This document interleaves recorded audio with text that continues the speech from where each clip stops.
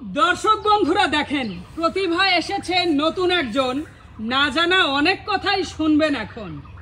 গান ছাড়া আপনার জীবন কেমন হতো বলে মনে করেন?